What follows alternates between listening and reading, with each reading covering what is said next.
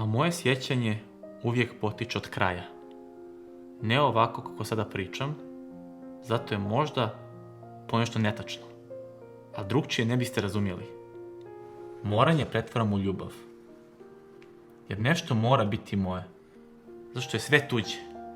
I pristajam ulicu, grad, kraj, nebo koje gleda nas ovom od djetinjstva. A zbog straha od praznine, od svijeta bez mene.